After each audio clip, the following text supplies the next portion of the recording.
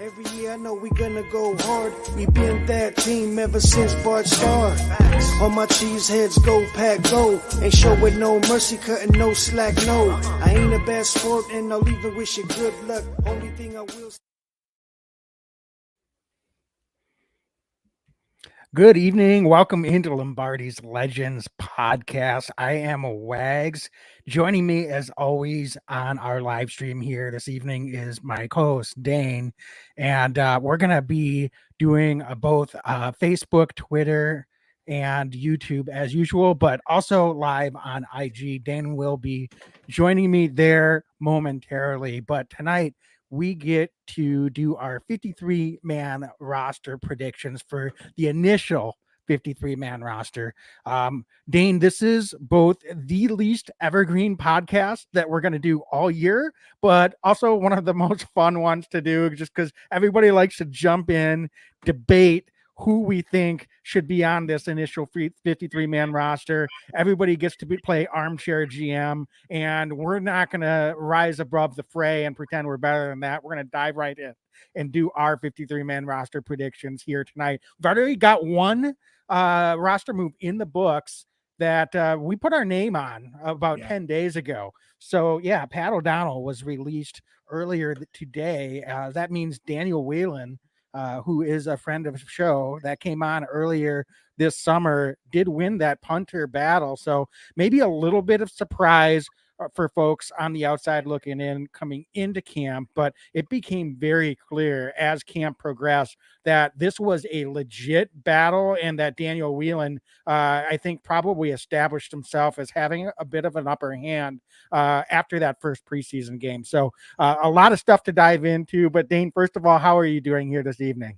I'm awesome, and I'm so excited for Daniel Whelan, man. I mean, it's super cool. Of course, it's exciting when it's a friend of the podcast, a great, young athlete, young player, but also just he's got a huge leg. As a Packers fan, it's so exciting to have a guy who's just booming punts.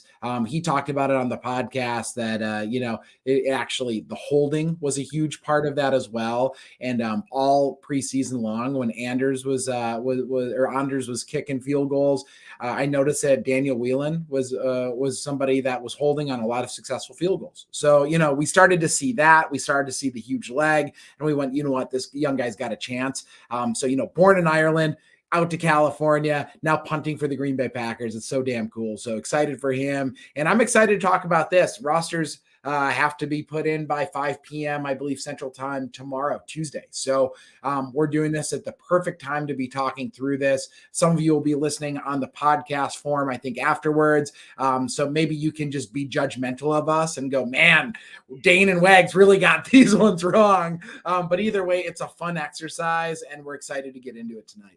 Yeah, and Dane, if for those of you that are watching us live, either on Twitter, Facebook, or YouTube, or on the IG, if you have live reactions where you think we're wrong, you can go ahead, pop those in the chat. We want to see your predictions. Let us know where you think we're crazy and we're making the wrong prediction.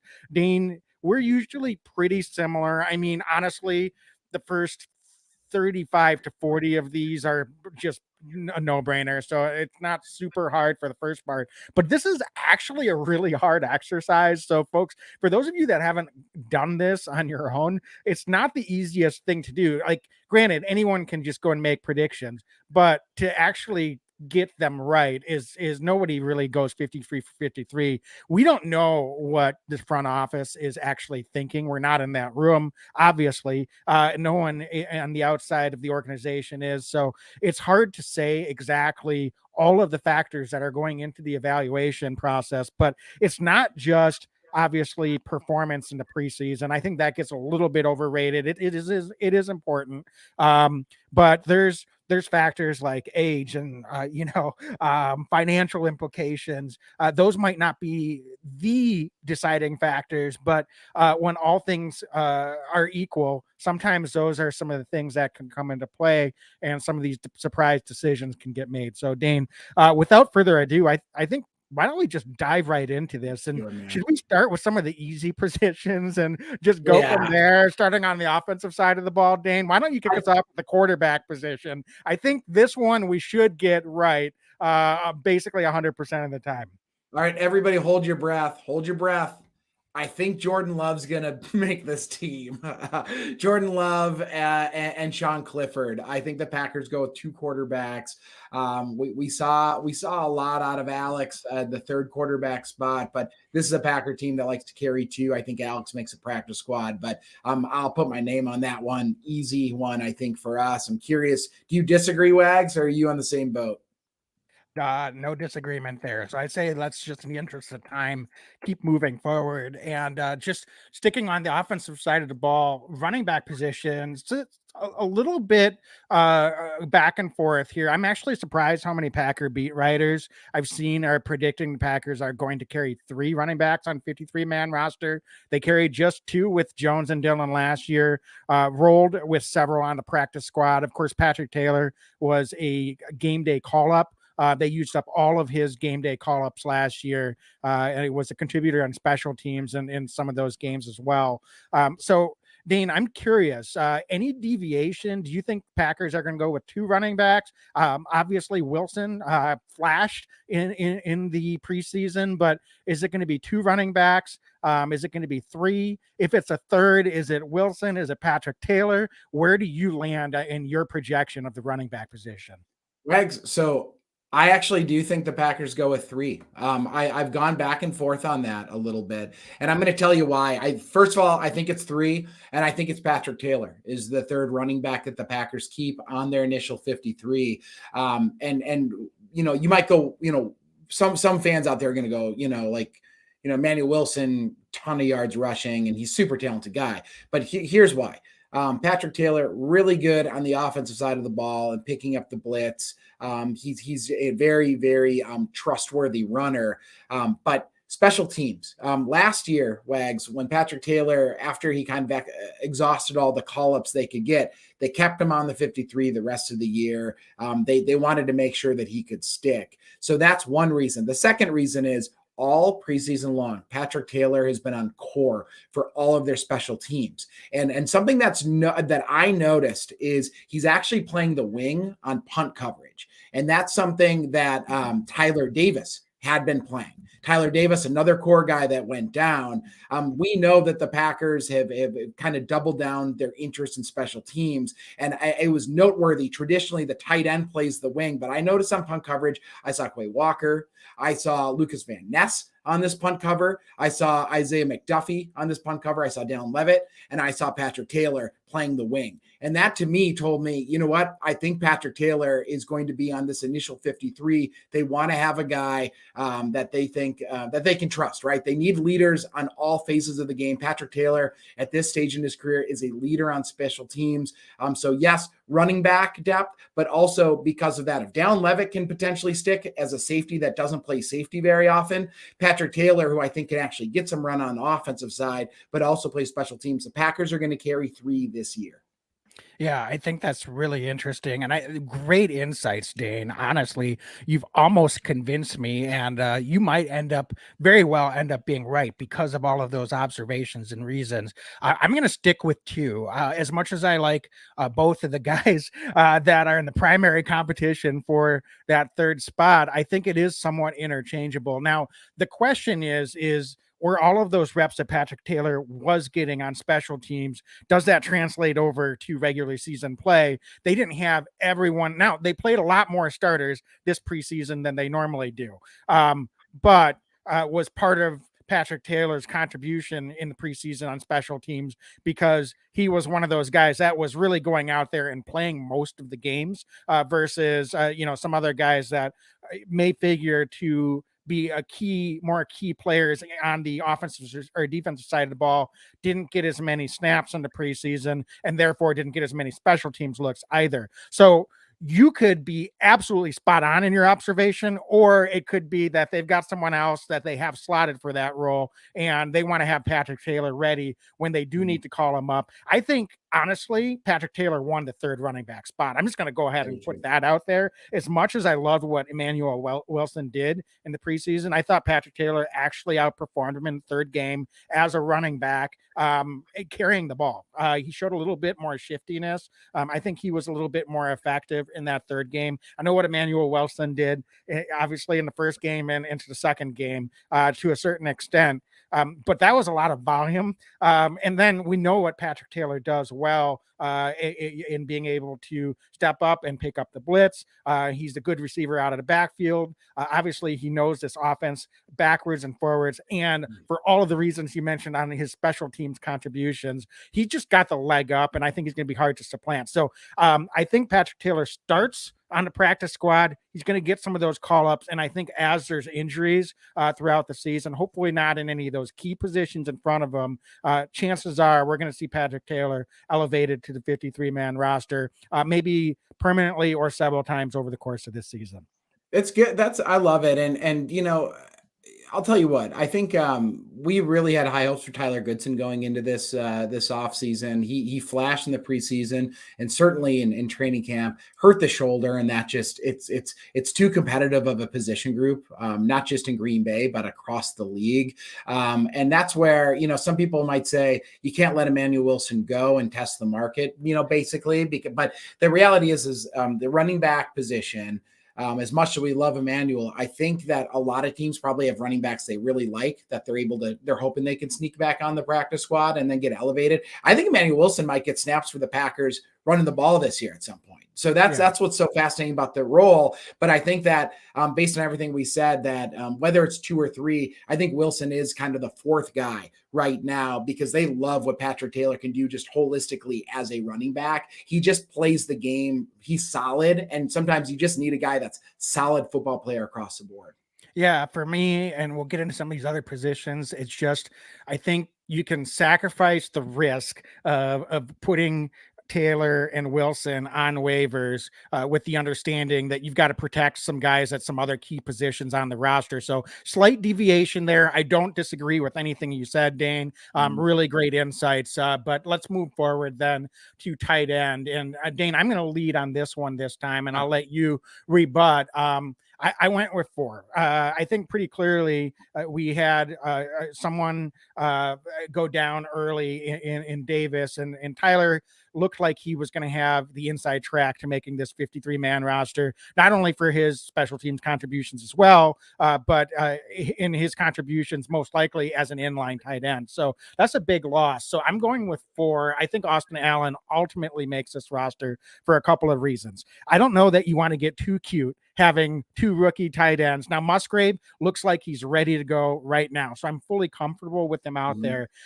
Kraft, I think, is coming along, but I'm not sure he's quite ready yet. I think you can throw him out there.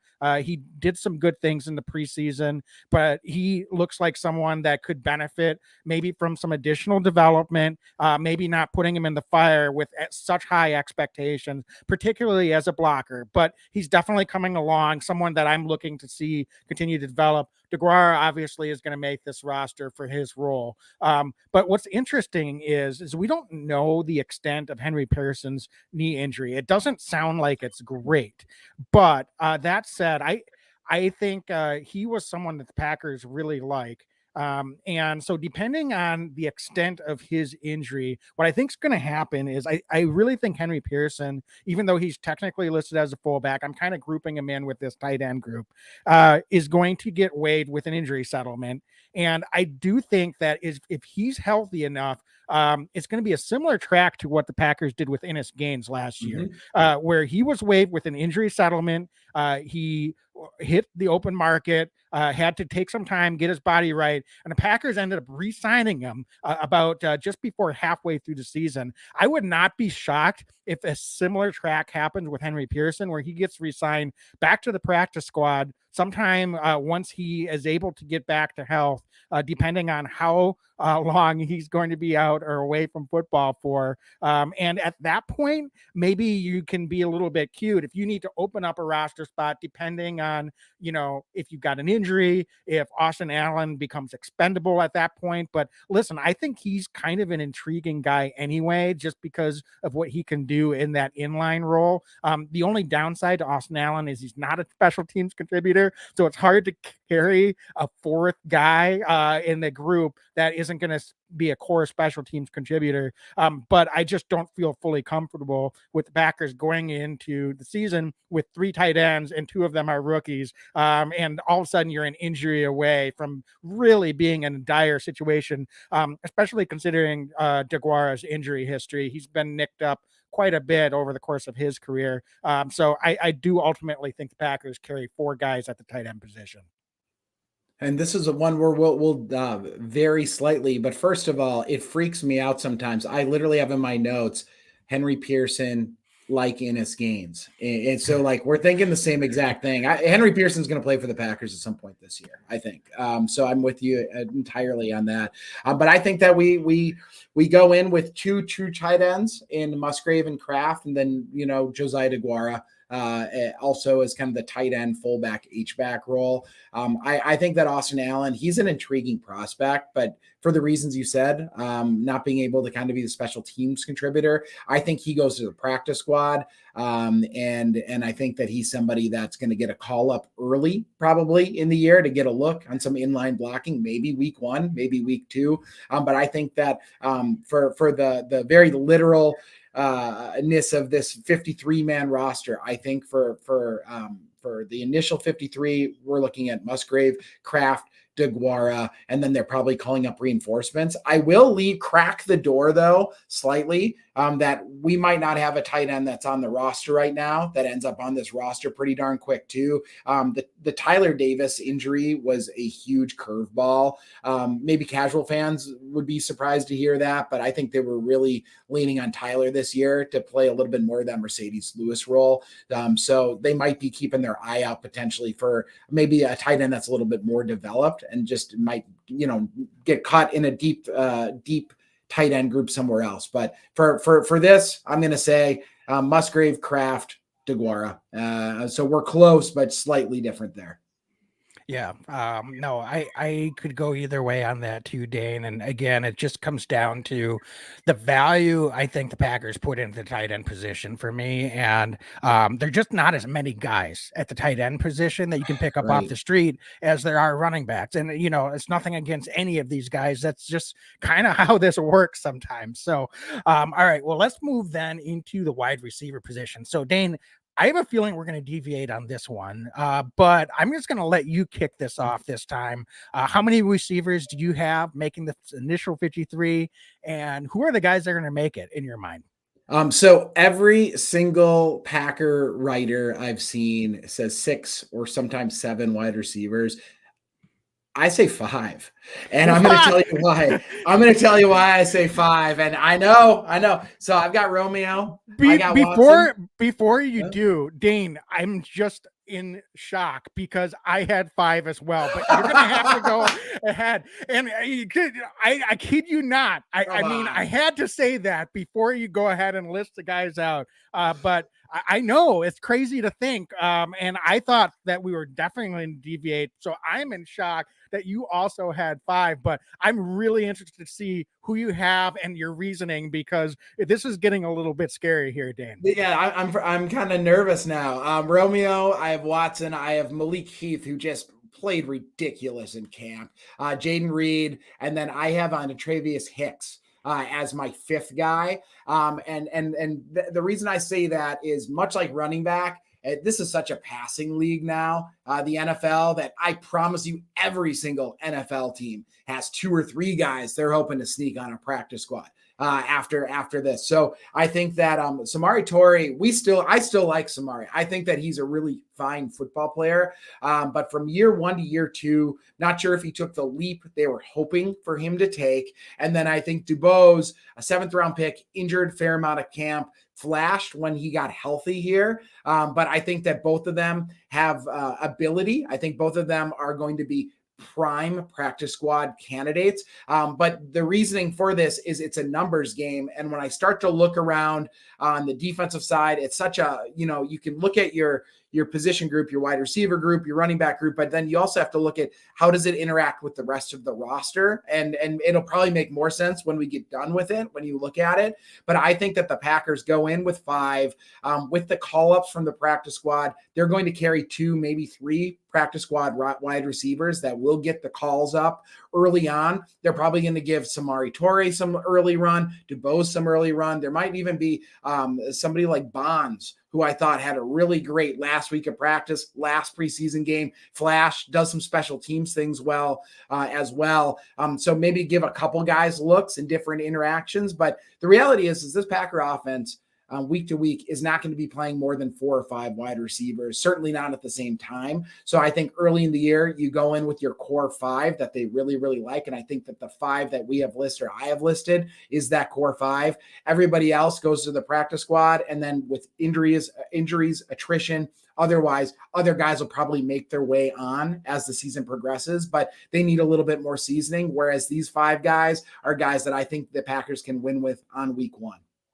Yeah, I can't believe it. Just a shout out to Shadid. Hey, Shadid, how you doing on our Facebook chat? He had the same 5 that you did, and that's the same 5 I had as well. Wow, look at us. Dan, I'm really surprised. I think, I don't have a lot to add because you had some really good thoughts there on wide receiver. Couldn't agree with you more. You look at the turnover the Packers have had at the end of the wide receiver position over the last 2-3 seasons. And there's always guys that you can go out there and get at the wide receiver position. It's like kind of the opposite of the tight end position when you're looking around the league at guys that you can go out there and get. And I couldn't agree with you more as far as, we always like our own guys the best, but every team has a bunch of guys, young guys that they really like that are battling to make that last spot or 2 in the wide receiver group. And so it's really unlikely that you end up seeing all that much turnover where another team goes and poaches one of these guys. Toure, I think the writing is on the wall. I mean, now maybe he ends up making, it's not going to be a shock if he makes this roster, Dane, but the fact that they were really running him out there and giving him as many looks as a return man as they could. And, I'm sure they like what they see in him. They had high hopes that he would make that jump coming into camp here in his second season. Didn't quite do it as a wide receiver. Maybe there's reasons for that, but I think they probably look at Toure as someone, I believe he's 26 years old. So it wouldn't be too much of a surprise if they go with a younger guy with all things being equal. And then Dubose, he was a draft pick, but the 3rd to last pick in the draft. And I don't think there's enough tape on him that other teams are going to go out there and snap him up at this point. Exactly. So I think you can sneak him onto the practice squad as well. And not to mention a guy like Bo Melton, Jadakiss Bonds, as you said, those are guys that the Packers can have gone out. Melton last year in the middle of the season and picked him up off the street as well. He was released by Seattle in the middle of the season last year. So there's going to be movement. Packers will be scouting that position. And I think there's room potentially to bring on and add depth to that position group if they really need to over the course of the season. I can't believe we had the same 5 guys. That's honestly eerie a little bit. I thought I was going to come in with 5 and you were going to call me like off my rocker. So that's pretty funny. I thought I was going to say 5 and you were going to come in with 7 or something like that. And, go figure. But Dane, let's move into the offensive line group. Yeah. And so I want to hear you first. I went first with the wideouts. So who you got, man? I was really going back and forth on this one. And to me, this is really tough because this offensive line has a chance legitimately to be a top 3 offensive line in the league, I think is what we're seeing.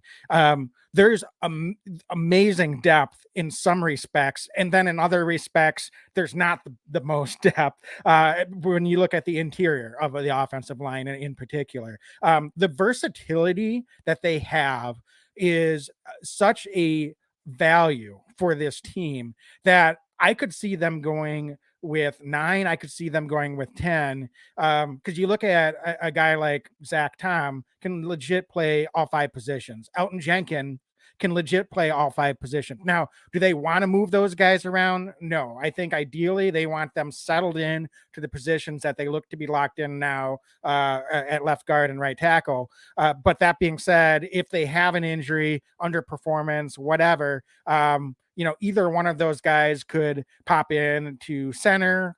Tom could come into center or guard. And now we've got some nice depth at tackle with Rasheed Walker.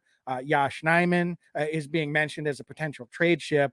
But ultimately, Dane, I don't think you want to be too cute. I remember last year when we did this prediction, you said, I don't want to be too cute with offensive line and trade away a guy that can help this team this year. And I think that ultimately might be where they land with Yash Nyman, unless they feel Caleb Jones can come in and fulfill that, backup to the backup of the swing tackle role, that it appears that Walker has come in and maybe gotten a step ahead of Yash Nyman now. If they feel Caleb Jones can fill that role, maybe now Yash Nyman becomes expendable in a trade. But Caleb Jones was hurt coming into camp, and he did return late in preseason. So I don't know how comfortable they are in where he is at right now. So that's going to be a key question for me. But Dane, I landed with 10 at offensive line, and that might be a little heavy. They carry 9. My concern is with Bakhtiari. It seems like he's still going to be this week-to-week status this year. So just brace yourselves, folks, for potentially being a little bit frustrated with, is David playing or David not? So with that out there, I think you have to be conscious of keeping a minimum of both those tackles in Nyman and in of course Walker. So I think both of those guys end up being on the roster. I think Caleb Jones actually ends up making the roster.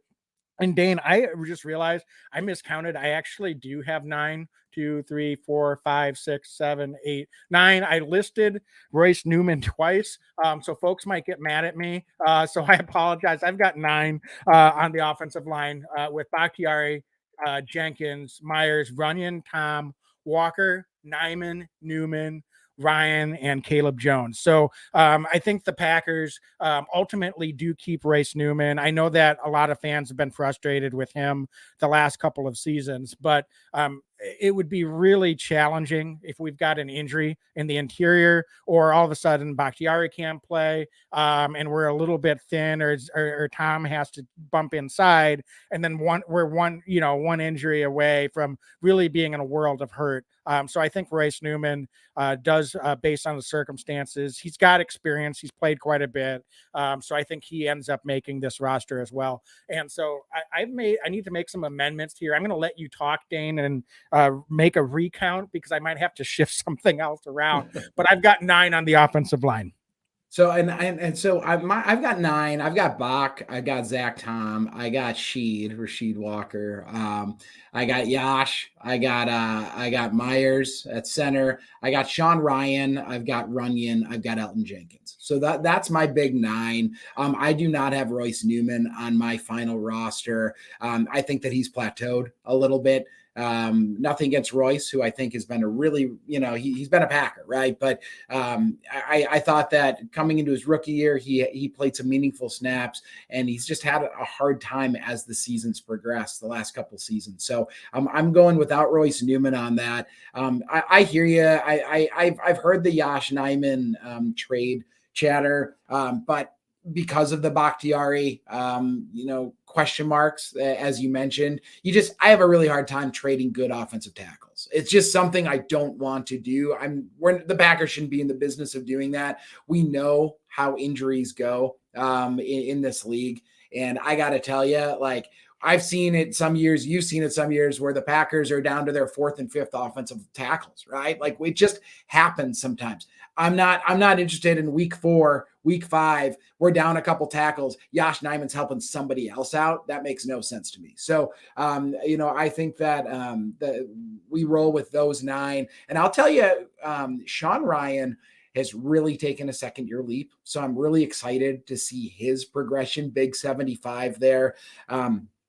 Pretty challenging first season in Green Bay, but he's looked really, really strong, I think, all through camp. And then, who's somebody that I actually had on my roster for a minute, and then I took off, and I was doing the math. And this is kind of would have been somebody that I think would have been a big surprise, is James Empey, the center that played down there at Duke. He's a little bit older. He's 26 years old, was on the Miami Dolphins practice squad last year, but I thought he had a really strong camp under the radar. But because of his age, because of the fact that he primarily just, quote unquote, just plays the center position, and the Packers have so much value and more flexibility, I decided that James wasn't going to make sense. Now, he could very easily become a practice squad guy, as could Cole Schneider, who was in camp last year, got hurt, but they were able to bring him back after a really good offseason. I think he was with the USFL. Cole came back. He's somebody that I think they like to see develop as well, who can play center and some of the guard spots. But again, I think the Packers go with 9 to start the year, add a little bit of depth on the practice squad on the interior. But just based on this roster, I'd be a little surprised if they went 10 this year. Although if they did, it would probably be a Royce Newman who would kind of become the 10th guy on that offensive line. Yeah, for sure. And Dane, I'm getting flustered apparently because I did have 10. I don't know. I was going to say, I think you had to with Newman, if you had Newman. Yeah, because we had all the same guys, and so I just recounted again. I did have 10. So I guess we're not doing math here this evening, but we're talking Packers. As long as 10 equals 7, Wags, I think we're good. Yeah, I think, listen, with Royce Newman, I'm not super high on him at this point either. And I think Sean Ryan has made a nice jump. So I feel a lot more comfortable with Ryan being able to jump in there if you need to. And you could make the argument that because of the versatility that they have, if they're keeping Nijman, Caleb Jones, and Rasheed Walker at tackle, even if Bakhtiari's out, and even if you've got an injury on the interior and Zach Tom needs to bump inside, you've got 2 other guys that you're comfortable jumping in there. So I might have just, again, based on the points that you made, talked myself out of the Packers keeping Royce Newman, but I've got to stick with it. I put it on paper. So we'll see what ends up happening here, I think, tomorrow. So, Dane, let's jump over to the defensive side of the ball, and I'm going to let you take the lead. This is going to be fascinating as well. I think we are going to finally – we've had a few deviations here on the offensive side, but why don't we start with the defensive line? And I think I've seen predictions with 6. I've seen predictions with 5. I think that it ultimately, I think with most – projections comes down to whether the Packers decide to keep Jonathan Ford on the 53-man roster, because what we've seen with the other guys, obviously Kenny Clark, TJ Sladen, Devontae Wyatt, Colby Wooden, and then Carl Brooks look like those young men solidified on the roster, almost consensus at this point. So Dane, I'm curious, do you have agreement there, and or where did you land as far as whether Jonathan Ford ends up making this 53-man roster as a 6th defensive lineman? Yeah, so I completely agree. First of all, those first 5 guys are locks. Young guys just popped. TJ Slaton's going to be super fun to watch this year. So look out for 93. He's going to be a wrecking ball. Devontae Wyatt is going to be really good. I actually am really high on this defensive line group across the board. And I'll tell you what, I am the reason I go light at wide receiver and I went light at tight end is because I went heavy at a couple other spots. And one of them is Jonathan Ford. Jonathan Ford last year, I didn't think had necessarily a very impressive camp coming in as a rookie, and the Packers kept him on their 53 for the year. So that tells me something about Jonathan Ford. And I think about that. I look at the 2nd year leap. If the team was a little nervous about Jonathan last year getting poached, They certainly got to be a lot more nervous this year about him getting poached if after what he's shown on tape all through the preseason and through training camp. The Packers defensive line for so long has been one where there's been, holes, right? Where we've allowed runs, where we haven't been able to get the pressure. And I think Jonathan Ford is a run stopping NFL quality defensive lineman. And when you've got a young guy like that you've already invested an entire year in, you can't let that go to go see one of your division rivals, one of your NFC rivals, one of your AFC rivals benefit from what Jonathan Ford can do in this league. So I think the Packers are going to keep Jonathan Ford as a 6th defensive lineman. And he's probably, I don't know how much run he's going to get early in the year, but again, this is a position of attrition. This is a position where injuries occur. It's a physical spot. And I think that the Packers want to see more out of Jonathan Ford. So I think he sticks. He's going to be the 6th defensive lineman for the Packers.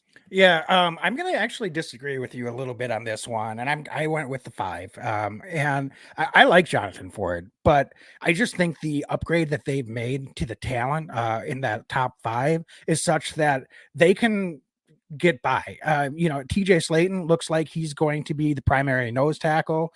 That bumps Kenny Clark over. And I think he can be more of a playmaker in that defensive line position. And so if TJ Slayton comes out, Kenny can move back over to the nose. I think also something to keep an eye on, and we'll be talking about outside linebackers here shortly, but we've got some guys in that outside linebacker group that can potentially slide inside, namely Lucas Van Ness, who played a lot of inside D-line at Iowa. And so I don't know how many reps or snaps a guy like Van Ness might get rotated into some D-line looks in the regular season, but in a pinch, we know that he has the versatility to do that. So I think it just becomes kind of a luxury to think about Jonathan Ford being on this 53. He's not going to play special teams. I don't think he's going to get many snaps in a perfect world on the defensive side of the ball. And so it just becomes a little bit similar to what Royce Newman might face on the offensive line, where you've got guys that have the versatility to move around to multiple positions on this defensive line now as well. It's amazing that we're sitting here talking about this because for some years it was a lot of Kenny Clark and who else is going to step up and be able to contribute in an impact way. Obviously we had guys that played well at times, but impact players were few and far in between on the defensive line. And I think we have the potential to have several impact players on this defensive line in addition to Kenny Clark going into this season. So we'll see if that comes to fruition. But as much as I like Jonathan Ford and hopefully they can stash him on the practice squad, he might get picked up by someone just because you can't teach size. And this is a big man. But I think Packers are probably going to be looking elsewhere because they've got 5 guys that they should be very, very confident in moving into the season.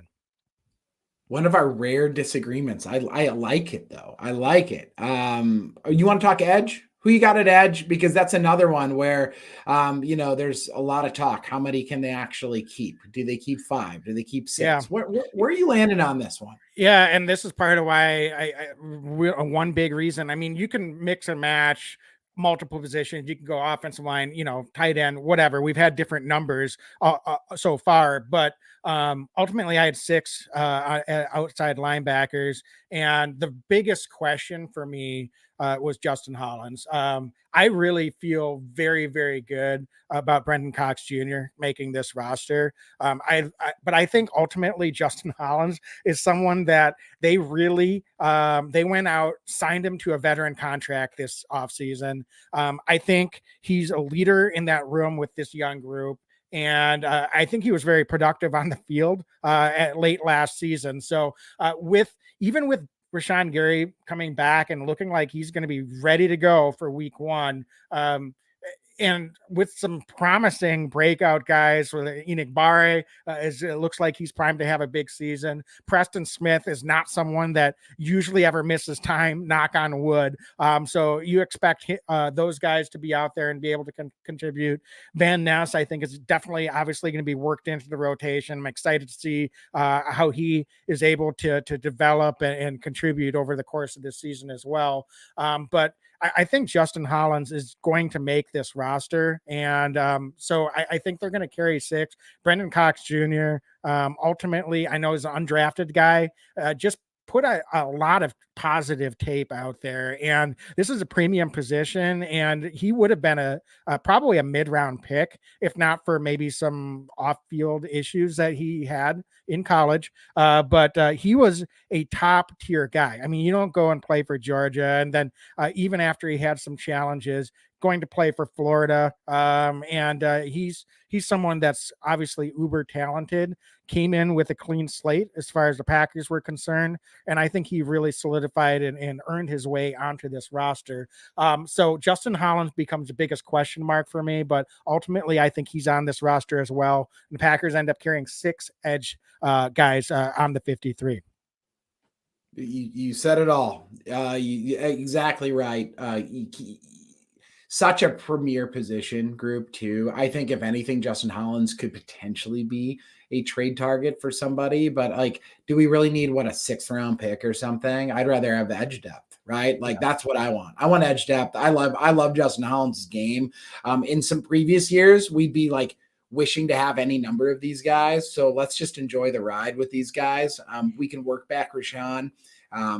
Lucas Van Ness, a young guy. Sometimes young guys get worn down early, as the season progresses. So that way you can maybe keep them off the field, work them in a little bit. Give me as many edge rushers as we can get and go hit the quarterback. So 6 for me too. And I'll be actually fairly disappointed if it's not those 6. Yeah, for sure. Dane, how many inside linebackers do you have making this roster? That's a position that, I mean, I think there's been some years. Didn't we carry 3 one year, a couple years ago? Edge, you're saying? Most times there's 4. I think most seasons, but it looks like there's a lot of projections out there with 5 inside linebackers, especially with Tariq Carpenter is kind of an interesting guy that might be right on the bubble, but with his switching from safety to inside linebacker during the offseason. So, Dane, I'm really curious. Where did you land in the inside linebacker group? How many and who did you have on your list for the 53? Yeah, I've got 5. I do have 5. I mean, the obvious ones, Campbell and Walker, are just locked in stone. I think McDuffie is definitely a natural fit for the 3rd inside linebacker slot. Eric Wilson, who the Packers were able to get last year, partway through the year, or maybe right at the start of the season. I can't recall off the top of my head, but he's been a kind of a special teams ace for them. But don't forget, I mean, folks, he was 100 tackle guy for the Minnesota Vikings as a starting defender at one point. So he's a guy who has football experience on the defensive side of the ball as well. But I keep Tariq Carpenter. They moved him for a reason. I think that they think that he's going to be more natural there. But maybe more importantly, and the reason he sticks on this roster is we got to see him last year on special teams, Wags, and holy smokes, man, when they gave him an opportunity to get out there, 24 was crushing it. Sometimes I had to double check and make sure it wasn't Jarrett Bush, right? I mean, those 2-4, he was down there. Great coverage guy, big guy, right? That's why he's kind of that tweener between safety and linebacker. He's a big body, but man, he moves like a safety a lot. He runs like a safety. He's got those loose hips, and he can gun down there, make a tackle. He's really physical guy. So you see a guy like that, Wags, and I just go, you know what? You need to get another look at him. You want to have Tariq Carpenter. I don't want it to be week 9 and some team tears off a return. And I'm like, where's Tariq Carpenter?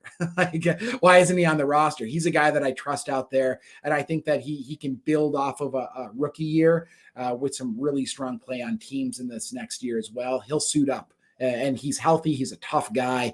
So Tariq Carpenter, I think the Packers have to keep 5 at the inside linebacker spot. Yeah, I had the same 5, Dane. And I mean, obviously, Devondre Campbell, Quay Walker are without question. So hopefully Campbell is able to return to health here. So that might be soon. So that might be another aspect of how many they decide to carry into the first week of the season. If Campbell's not ready to go in that first week, obviously he'll be on the 53. But from a depth standpoint, they might need to make sure that they have 5 guys just for that alone. So, Dane, let's move then into the cornerback room. And this gets a little interesting. We've got some young guys. We've got some guys that were on the 53 last year.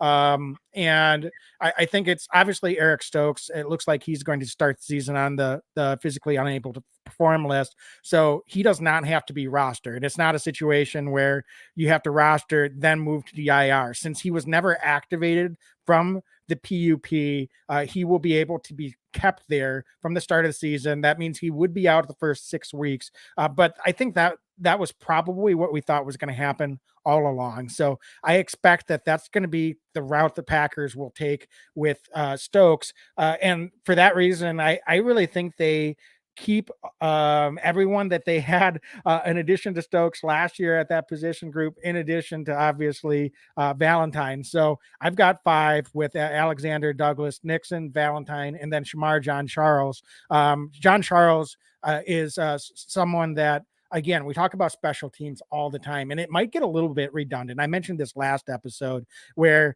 if push comes to shove, they've got a lot of guys now that they got to really like on special teams. So then it just becomes, all right, well, who's the better defensive player? I know John Charles had a couple penalties during the preseason, and maybe wasn't quite as strong as he was last preseason, where I thought he really popped. But honestly, just with his size and with his contributions on special teams and with his experience, I really have a lot of confidence in him as a defensive player at cornerback as well. I think he's been getting more looks in the slot corner position.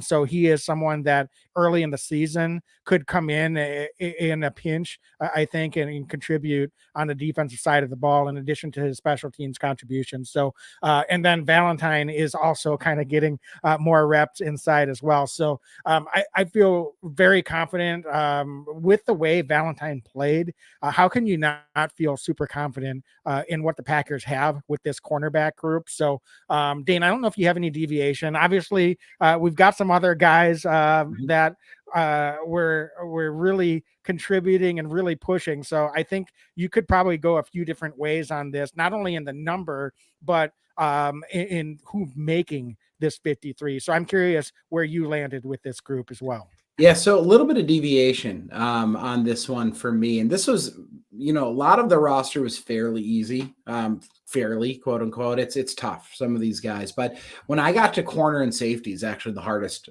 part for me, just kind of determining who I thought would make the most sense based on everything. And what I have is, and our buddy Schmitty said it aptly, he's like, my prediction, Jair Alexander's making the roster, right? So obviously Jair, Rasul, Keyshawn Nixon, all making the roster. That's a lock. Valentine was just so damn good, all training camp long.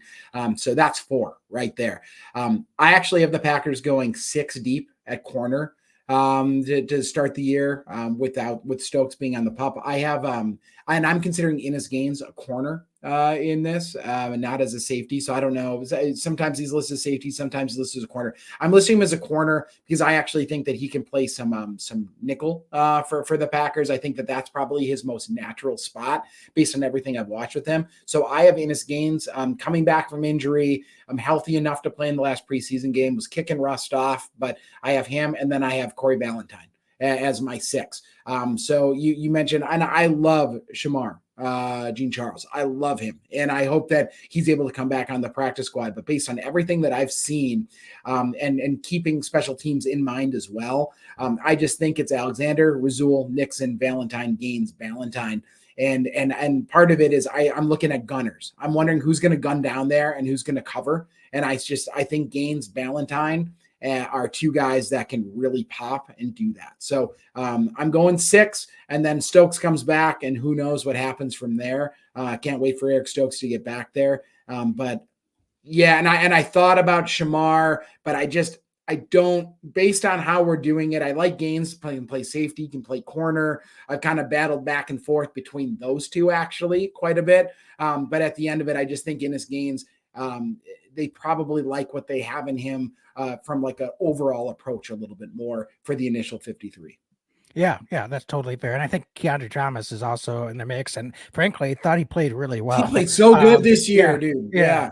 Yeah. So I mean, he's someone that if he doesn't make the 53, I really hope that they're able to keep him around on the practice squad as well, because he's someone that you have to be really confident in his ability to jump up and elevate to the 53 in a pinch and be able to contribute in multiple factors, both special teams, and if you really need to, he can get out there and I think he can cover. He's a little undersized. I'll be honest, probably not the fastest guy, a little bit undersized from that standpoint. But honestly, he just gets out there and he's breaking up passes, and I think he's been really sound. So he's right there in it as well. I think worth mentioning as a potential guy that they could end up sticking with as well. So Yeah, and Wags, and real quick, like the lights come on and Keandre Thomas balls. There's something about that with him that I just really like. So I really hope he sticks as well. And I wouldn't be surprised if he's still in green and gold. So I'm with you.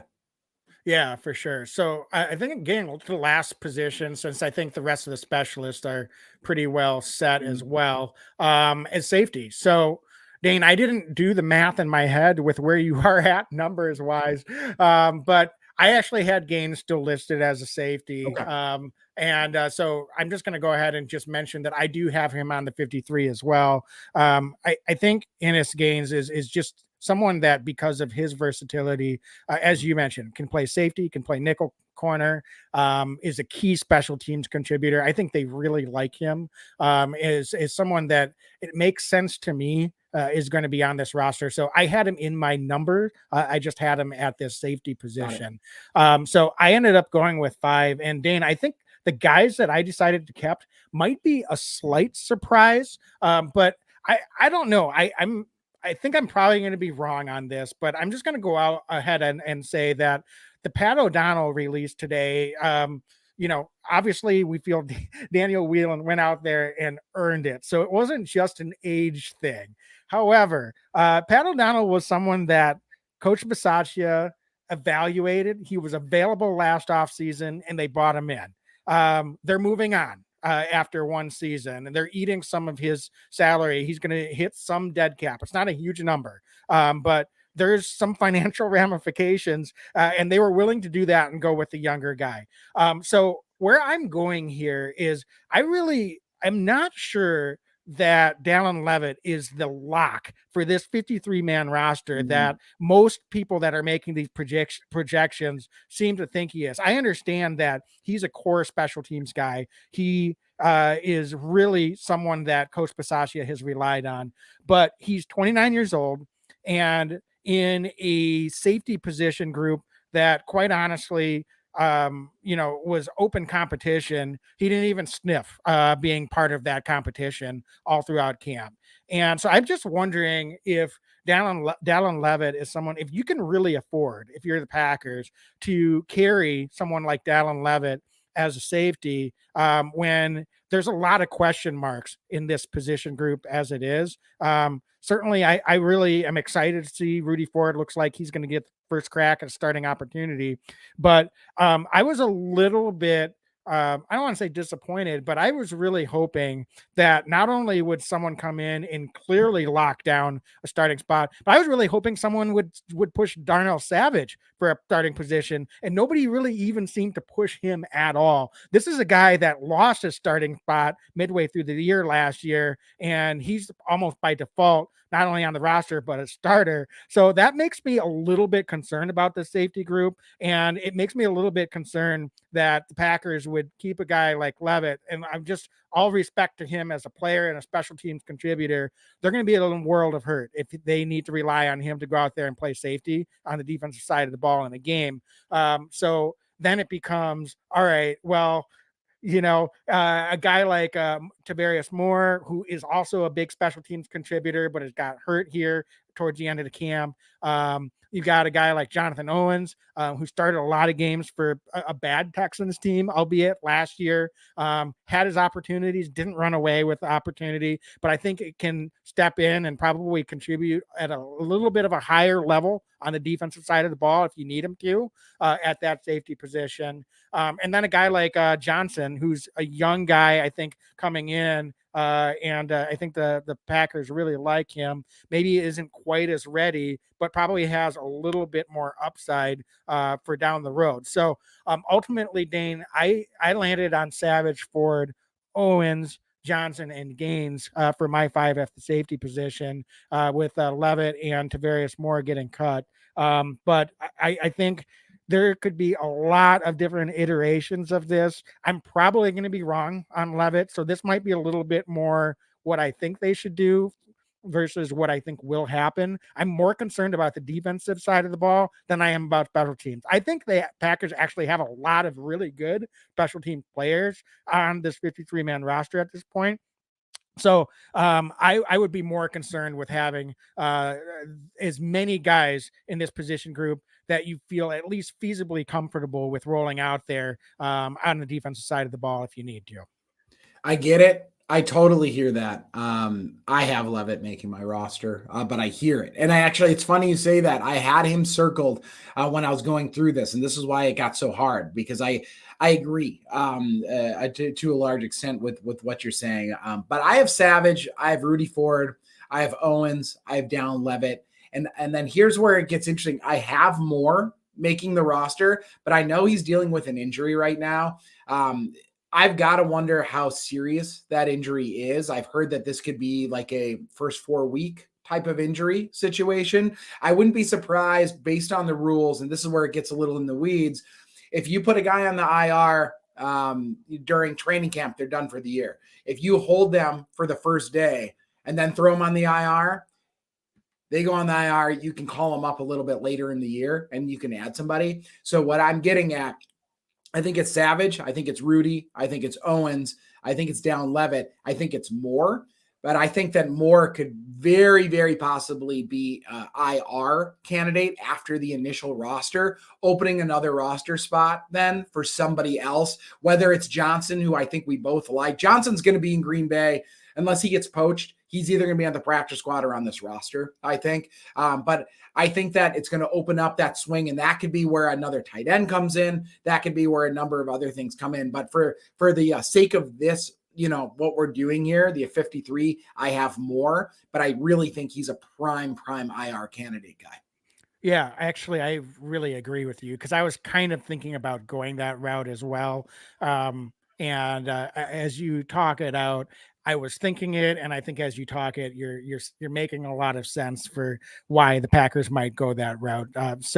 All right, well, Dane, we've got all of our predictions in on paper, so I love it. We were not unanimous. I was really surprised where some of the spots that we predicted the same. I'm not surprised that we had some deviation. So we'll tally it up and see how we do tomorrow. And folks, if you have any other predictions and want to give us grief for how well we did or didn't do, feel free to go ahead and keep connecting with us on social media. Always a fun podcast to get into. A little bit challenging because we can get a little nitpicky on guys, but that's just the nature. If we're going to be transparent about or honest about doing this exercise, it just is what it is. We've got to give an evaluation. So, Dane, any other closing thoughts though before we sign off here for this evening?